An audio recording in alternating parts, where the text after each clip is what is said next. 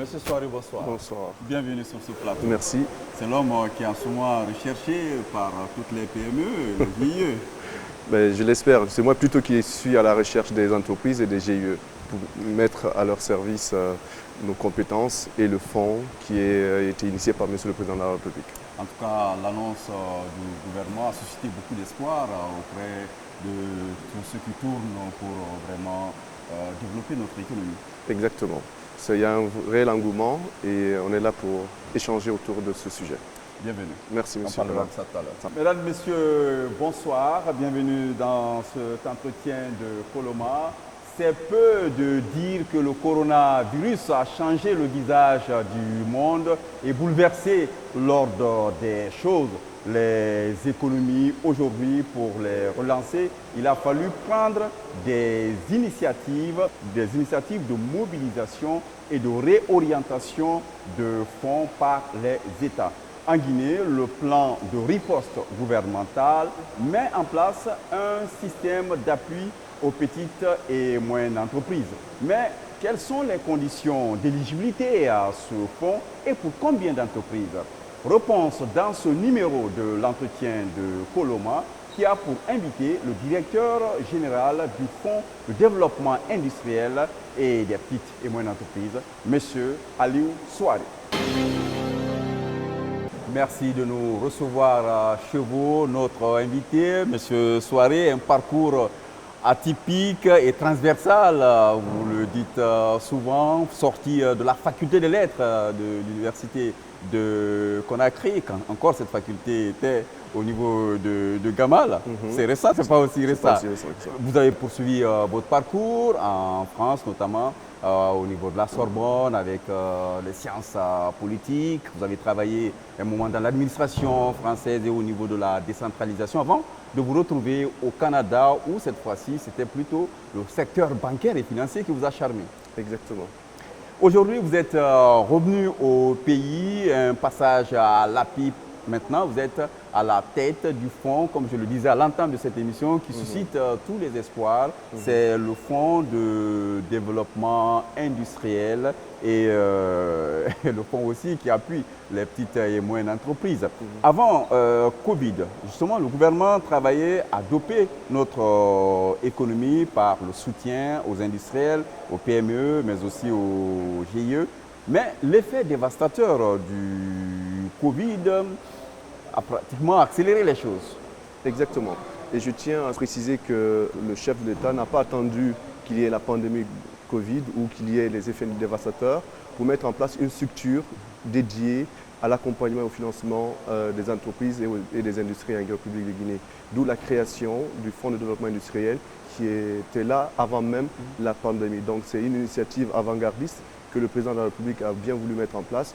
Et certes, entre-temps, il y a eu la pandémie et d'autres mesures ont été encore pour prises. lui de propulser l'économie avec ces croissances-là qu'on gagnait sur le secteur agricole, mais aussi sur le secteur minier. Il fallait vraiment faire l'effet ventilateur, fouetter tous les autres secteurs. Exactement. C'est que le FODIP était dans la dynamique, comme les missions lui incombent, de mobiliser des ressources publiques et privées, nationales et internationales, pour justement financer, accompagner nos entreprises, pour les rendre plus compétitives au niveau national et aussi international. Cette mission n'est pas oubliée, mais il y a une réalité qui s'est retrouvée aujourd'hui, c'est Covid, et comme ils l'ont fait avec l'ANIES, forcément il y a eu une certaine réorientation des objectifs du FODIP. Exactement. À ce niveau, je tiens à préciser que le FODIP vient renforcer le dispositif gouvernemental.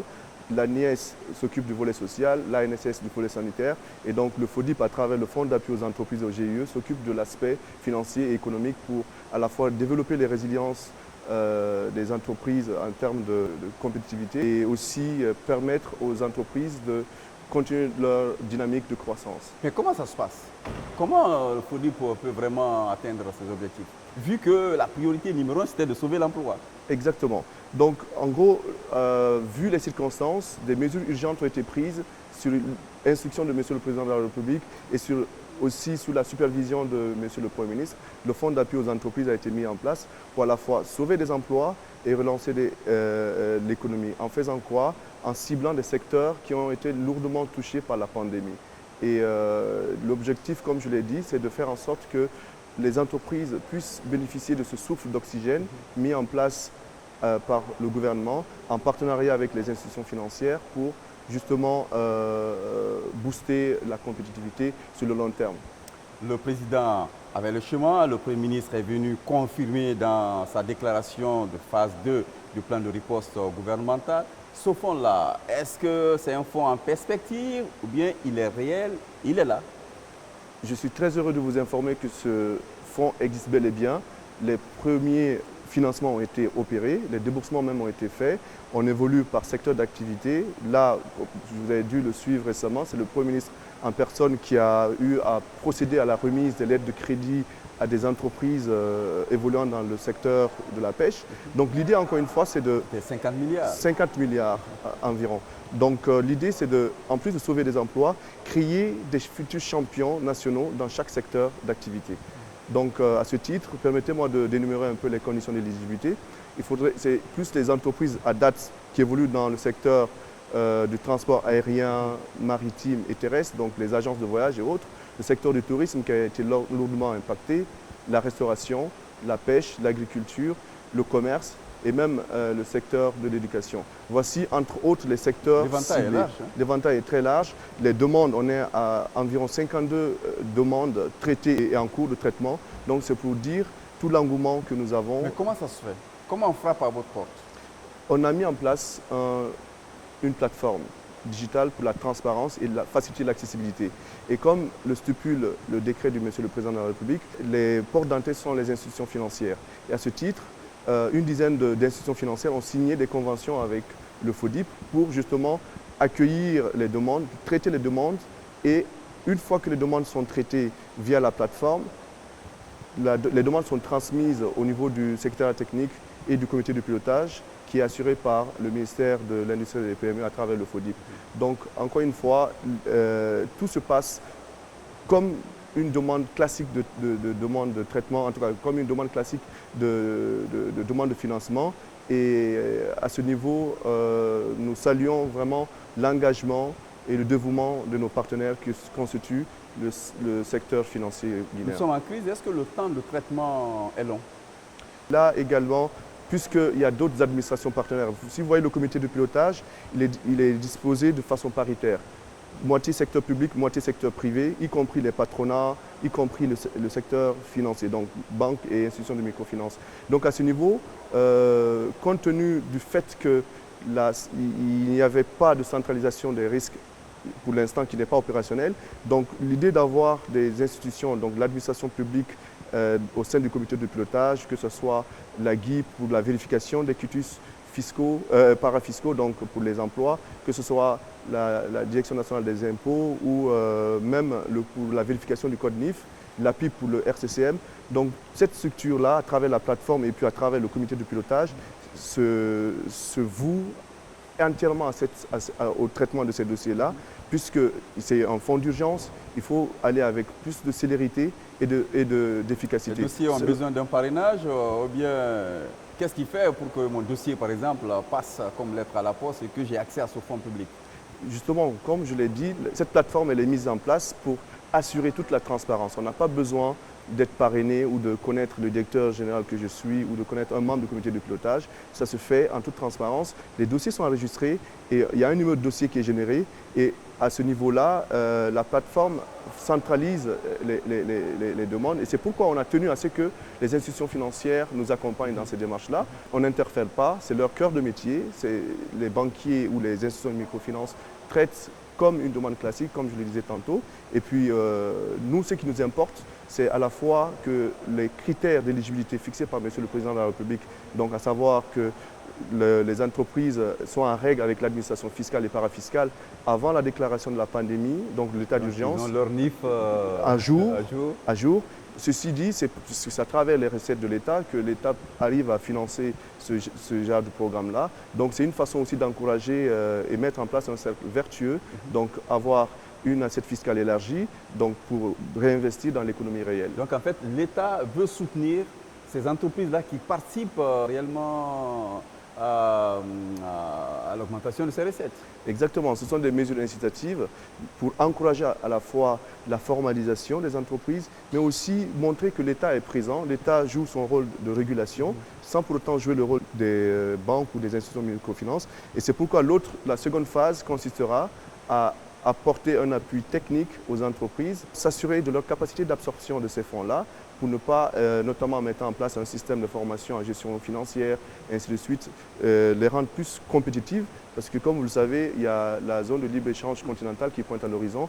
Donc, comme le dit souvent Monsieur le Président de la République, il ne faudrait pas que nous soyons des éternels marchés pour les autres, mais c'est de faire en sorte que nous puissions exporter notre savoir, notre savoir-faire et notre expertise à travers nos entreprises. D'accord. Un cas pratique, il y a eu ce soutien de 50 milliards aux pêcheurs.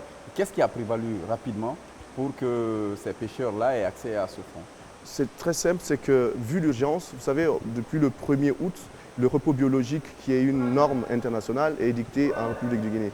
Donc il y avait pour sauver justement, pour assurer la sécurité alimentaire du pays, il était question d'aider les armateurs à les permettre de disposer du poisson pour justement inoculer, redistribuer ça au sein des marchés. Et à ce niveau aussi, on a eu à financer les femmes mareyeuses et fumeuses de poissons pour qu'elles continuent l'aspect commercialisation de ces produits qui seront là. Donc je tiens à préciser qu'il n'y a pas que le secteur de la pêche. J'ai reçu également le collectif des entreprises évoluant dans le tourisme, dans le secteur des agences de voyage et autres.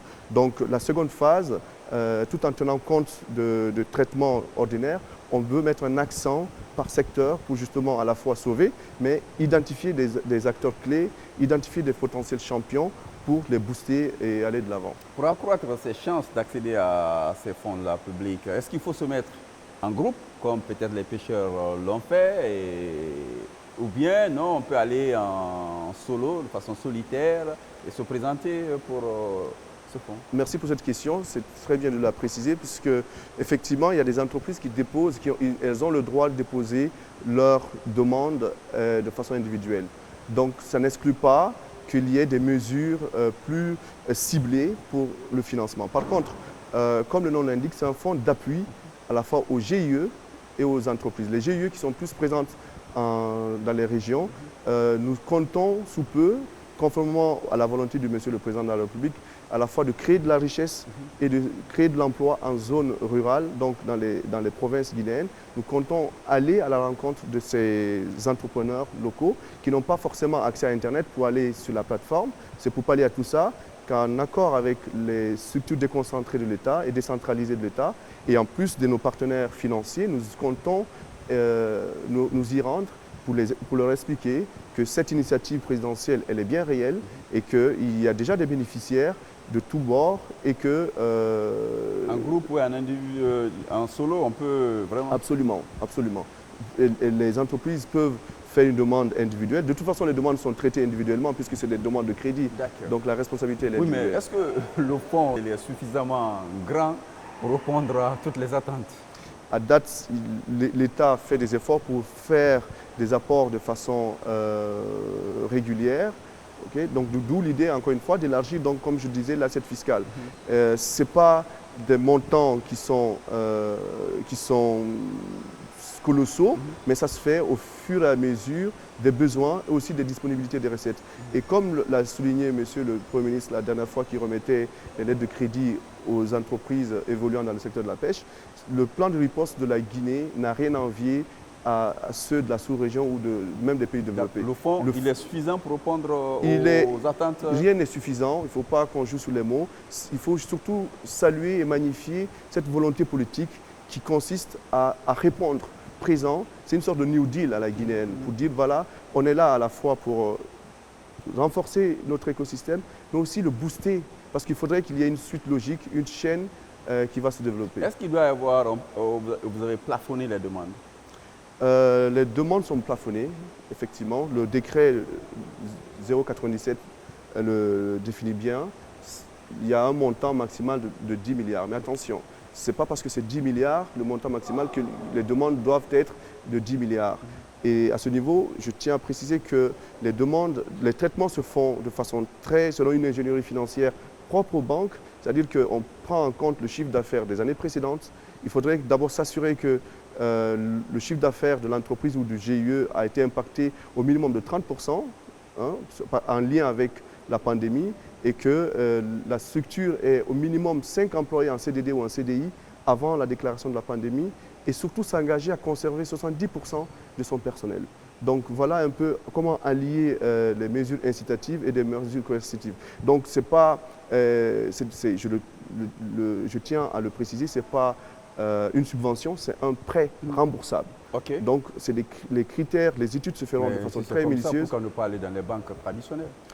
L'avantage justement de ce fonds-là, c'est que l'État concède uniquement 5% du taux d'intérêt à travers une subvention, une sorte d'appui. Hein. Donc au lieu d'aller à 17% dans les banques ou 35% dans les institutions de microfinance, l'État a consenti de prendre en compte uniquement le taux d'intérêt de 5%. Donc d'où l'idée de travailler avec les institutions financières pour ne pas non plus les étouffer, parce qu'il faudrait que si les activités économiques reprennent, ça va de soi que les institutions financières aussi vont trouver leurs bénéfices, vont y trouver leur compte.